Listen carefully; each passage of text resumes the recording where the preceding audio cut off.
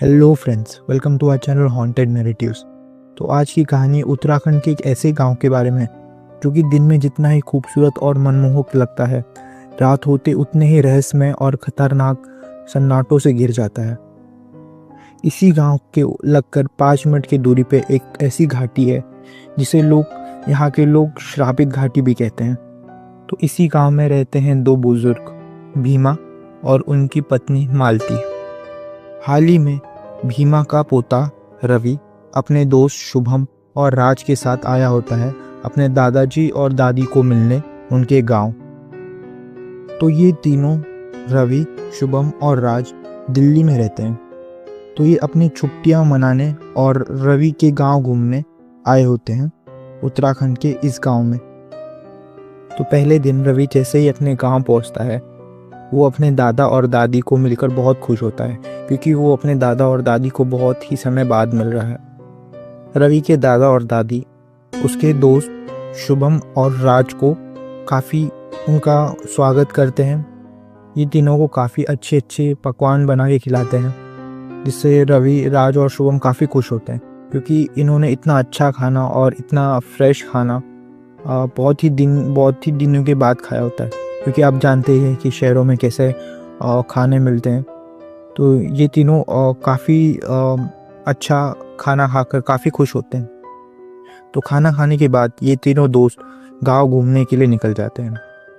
तो ये गांव घूमते हैं, वहाँ के आसपास के खेत देखते हैं, वहाँ के बाग देखते हैं, जंगले देखते हैं और इन्हें काफ़ी पसंद आता है क्योंकि ये लोग सिटीज़ में रहने वाले लोग हैं। तो आप जानते ही हैं कि इतना फ्रेश एयर और ये गांव का वातावरण सिटीज़ के लोगों को बहुत ही कम मिलता है, बहुत ही कम एक्सपीरियंस करने मिलता है। तो ये लोग तीनों काफ़ी खुश होते हैं और इन्हें काफ़ी अच्छा लगता है यहाँ के। तो जैसे ही ये तीनों दोस्त घूम कर वापस आ रहे होते हैं, रवि को उसका गांव का पुराना दोस्त जो कि है सुनील, उसे मिलता है। तो सुनील रवि को मिल के बहुत खुश होता है। सुनील रवि की हाल चाल लेता है। ये दोनों एक दूसरे को बहुत टाइम बाद मिले होते हैं, तो एक दूसरे का ये लोग हाल चाल लेते हैं। रवि सुनील को अपने दोस्त शुभम और राज से मिलाता है। तो ये चारों लोग मिलकर आपस में बातें करने लगते हैं, गपशप करने लगते हैं। रवि, राज और शुभम सुनील को सिटी के बारे में बताते हैं, वहाँ के रहन सहन के बारे में बताते हैं, वहाँ के लोगों के बारे में बताते हैं। और उसी तरफ सुनील इन तीनों दोस्तों को गांव के बारे में बताता है, यहाँ के रहन सहन के बारे में और यहाँ के लोगों के बारे में, यहाँ कैसे खेती की जाती है और गांव के बारे में आप वो बताता है। तो ऐसी बात करते करते सुनील इन तीनों दोस्तों को गांव की एक घटना के बारे में बताता है जो कि हाल ही में घटी होती है। तो सुनील बताता है कि हाल फिलहाल में गांव के कुछ जानवर जो कि चरते चरते उस घाटी की ओर चले जाते हैं, जिसे लोग श्रापित घाटी भी कहते हैं। तो जब वो उधर चरते चरते चले जाते हैं शाम के या रात के वक्त, तो वो कहीं गायब हो जाते हैं और वो मिलते नहीं हैं। और कुछ समय बाद उनकी लाशें वहाँ मिलती हैं गांव वालों को। तो गांव वाले काफ़ी परेशान हैं क्योंकि उस घाटी के आसपास काफ़ी हरी घास होती हैं। तो कुछ बच्चे कभी कभार अपने जानवरों को टहलाने वहाँ लेके चले जाते हैं उस घाटी के आसपास। तो गांव वाले काफ़ी परेशान हैं इस घटना से। तो ये तीनों दोस्त इस घटना को सुनकर काफ़ी क्यूरियस हो जाते हैं। ओके। और ये जैसे ही वापस अपने घर जाते हैं, तो ये अपने रवि के दादाजी और दादी जी को इस घटना के बारे में पूछते हैं। तो रवि के दादा और दादी उसकी उन लोगों की ये बात सुनकर काफ़ी आश्चर्य हो जाते हैं, आप कह सकते हैं थोड़ा सा डर जाते हैं। और वो उन लोगों को कहते हैं कि वो लोग गांव में कहीं भी घूमें पर उस घाटी के करीब बिल्कुल ना जाए, और ख़ास करके शाम होने के बाद तो बिल्कुल ना जाए। तो ये तीनों दोस्त रवि के दादा और दादी का ये रिएक्शन देख के और उनकी बात सुनकर काफ़ी चौंक जाते हैं, क्योंकि जिस तरीके से रवि के दादा और दादी ने उनको मना किया और कहा कि उस घाटी के पास ना जाए, तो इस तरीके से उस तरीके को सुनकर इन तीनों को समझ आ जाता है कि वहाँ पे उस घाटी में कुछ तो ऐसा राज है जिस चीज़ से यहाँ गांव के लोग डरे हुए हैं और इवन रवि के दादा दादी भी काफ़ी डरे हुए हैं। तो ये तीनों दोस्त ऐसी बात बात में सोचते हैं कि चलो क्यों ना कुछ एडवेंचर किया जाए। और इस घाटी के राज के बारे में पता लगाया था ऐसा क्या है जो लोग, गांव के लोग और इवन रवि के दादा दादी इतना डरते हैं उस घाटी के नाम से। तो ये तीनों दोस्त एक रात को खाना खाकर ऐसे ही टहलने के लिए निकल जाते हैं। तो रवि के दादा दादी पूछते हैं कि कहाँ जा रहे हो इतनी रात को। तो लोग कहते हैं कि हम लोग बस यहीं पे आसपास में थोड़ा सा टहल कर वापस आ जाएंगे। तो ये तीनों दोस्त निकल जाते हैं छुप छुपा के उस घाटी की ओर और आपस में बात कर रहे होते हैं कि आज तो हम इस घाटी के बारे में पता लगा कर ही रहेंगे और यहाँ के लोगों में जो डर फैला हुआ है, जो अंधविश्वास फैला हुआ है उस घाटी को लेकर, वो आज हम तोड़ के ही रहेंगे। ओके। तो ये तीनों दोस्त जैसे ही घाटी के पास पहुँचते हैं वैसे ही अचानक से टेम्परेचर काफ़ी ड्रॉप हो जाता है। ये तीनों को काफ़ी ठंड लगने लगती है, काफ़ी ठंडी हवाएं चलने लगती है। तो ये तीनों दोस्त सोचते हैं कि शायद रात का समय है और ये घाटी का इलाका है, तो उसकी वजह से यहाँ पे ठंड ज़्यादा है यहाँ और ठंडी हवाएं बह रही हैं। पर ये तीनों एक चीज़ गौर करते हैं कि इस घाटी में ना ही किसी जानवर का आवाज़ आता है, ना ही किसी पशु पक्षी का आवाज़ आता है। ये घाटी एकदम ही सन्नाटे और एकदम ही शांत है, मानो या इस घाटी में ना कोई जानवर ना कोई पशु पक्षी कभी आता होगा। तो यहाँ का माहौल देखकर रवि और शुभम थोड़े से डर जाते हैं और वो कहते हैं कि शायद यहाँ पे कुछ गड़बड़ लग रही है, तो हमें वापस चलना चाहिए। हो सकता है यहाँ पे कुछ ऐसा हो जो कि हमारे लिए खतरा बन जाए। पर दूसरी तरफ राज, जो कि इन चीज़ों से बिल्कुल नहीं डरता है और वो इन सारी सुपरस्टिशन को बिल्कुल बिलीव नहीं करता है और आप कह सकते हैं थोड़ा सा हिम्मत वाला बंदा है। तो राज अपने दोनों दोस्त शुभम और रवि को उसके साथ जाने के लिए मना ही लेता है।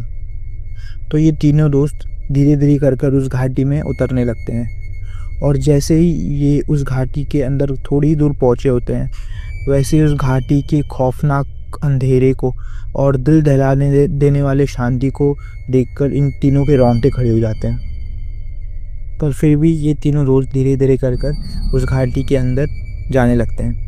तो कुछ दूर जैसे ये लोग पहुंचते हैं वैसे ही शुभम को थोड़ी ही दूर पे घने कोहरे में एक साया आता हुआ नजर आता है।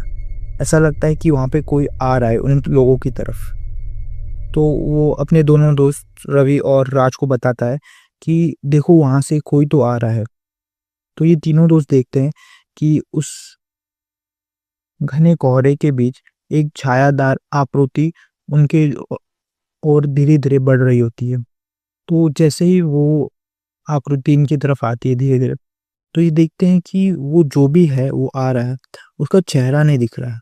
वो एकदम काला सा कोई लंबा सा कोई आदमी है जो कि इनकी तरफ बढ़ रहा है धीरे धीरे, पर उसका चेहरा उन लोग को बिल्कुल नहीं दिख रहा है।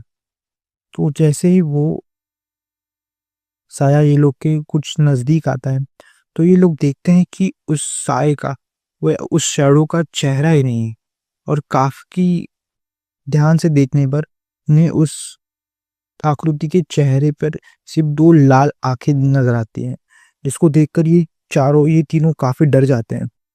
और जैसे ही ये तीनों वापस पीछे गांव की ओर भागने लगते हैं वैसे ही ये देखते हैं कि उनके पीछे की जो जमीन थी वो मानो कीचड़ में बदल गई है और ये तीनों भागने की बहुत कोशिश कर रहे हैं, पर इनका पैर उस जमीन में धंस जा रहा है, जिसकी वजह से ये लोग की स्पीड थोड़ी सी स्लो हो जा रही है और ये लोग फिसल कर गिर रहे हैं, फिर उठ रहे, फिर भाग रहे हैं। पर बहुत प्रॉब्लम हो रहा है इन लोगों को भागने में। पर जैसे तैसे कर ये तीनों ये लोग गांव में पहुंच ही जाते हैं। और जैसे ही ये गांव में घुसते हैं वैसे ही कि क्या देखते हैं कि शुभम और रवि ध्यान देते हैं कि इनके साथ तो राज है ही नहीं। तो ये दोनों दोस्त कुछ देर के लिए वहाँ खड़े रहते हैं और ये लोग आवाज़ भी काफ़ी लगाते हैं उसे, राज को, कि उन्हें लगता है कि शायद वो पीछे छूट गया है, शायद अभी आ जाएगा वो। बट काफ़ी देर हो जाती है और वो आता नहीं है। तो ये दोनों काफ़ी डर जाते हैं और ये घर जाते हैं और अपने दादाजी को और दादी जी को ये सारी बातें बताते हैं कि किस तरह ये वो घाटी की तरफ गए थे और इन लोगों को वो साया दिखा था और कैसे ये भागते हुए इस गांव में वापस आए हैं। पर राज वहीं पर है अभी भी शायद। तो ये सुनकर दादाजी और दादी जी काफ़ी डर जाते हैं रवि के, और वो दोनों इन लोगों को काफ़ी चिल्लाते हैं कि तुम लोग को मना किया था फिर भी तुम लोग उस तरफ क्यों गए। फिर कुछ ही देर में रवि के दादा गांव के कुछ लोगों को लेकर राज को ढूंढने के लिए उस घाटी की ओर जाते हैं और वो लोग मशाल लेकर उस घाटी की ओर बढ़ते हैं। और काफ़ी ढूंढने पर भी उन लोगों को राज वहाँ पर नहीं मिलता है। काफ़ी देर वो लोग ढूंढते हैं, काफ़ी रात से ऑलमोस्ट सुबह हो गई रहती है, पर उन लोगों को राज कहीं पर भी नहीं मिलता। तो ये लोग वापस घर आ जाते हैं और दूसरे दिन होते ही ये पुलिस में जाकर कंप्लेन कर देते हैं।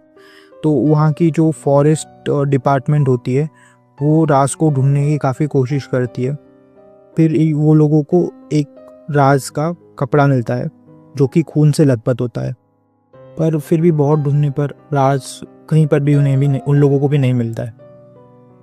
तभी शुभम और रवि को गांव के कुछ लोग बताते हैं कि उस घाटी में बहुत पहले रुद्र सिंह नाम का एक आदमी रहता था जो कि ब्लैक मैजिक या काला जादू किया करता था।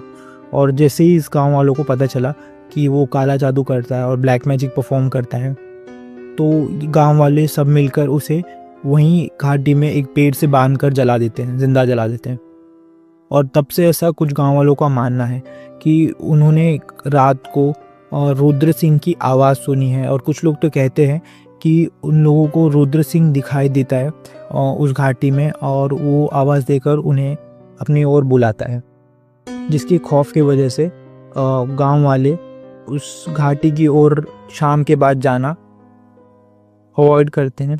और इवन शाम होते ही वहाँ पे पंछी और परिंदे और पशु पक्षी भी जाते नहीं हैं, या आप कह सकते हैं उनकी आवाज़ तक नहीं आती है।